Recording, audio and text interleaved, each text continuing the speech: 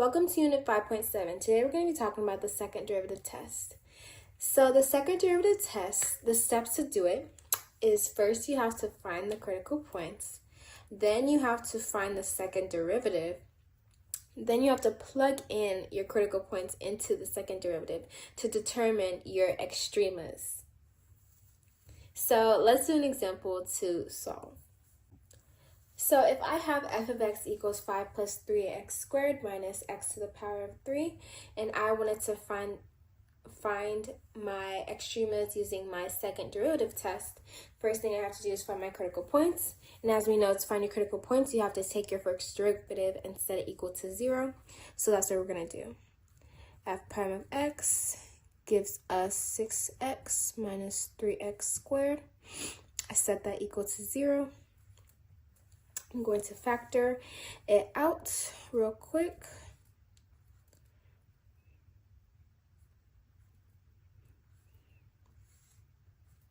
That gives me 0 equals 3x, which gives me 0, and 2 minus x equals 0. That gives me x equals 2.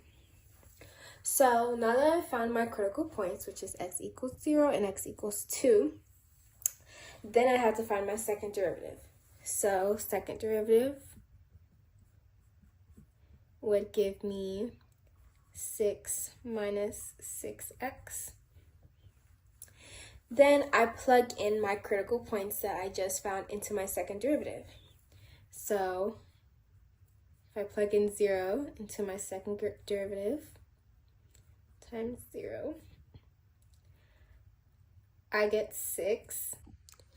And if I plug in 2 to my second derivative, I get 6 minus 6 times 2. And that gives me a negative 6.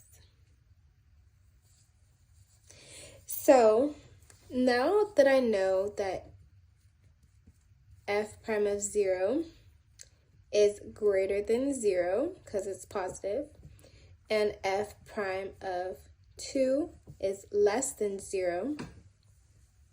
As you can see here, like I shown, that means that at the point 0, when x is 0, it is a relative minimum, and when x is 2, it is a relative maximum. And this is how you would solve using the second derivative test.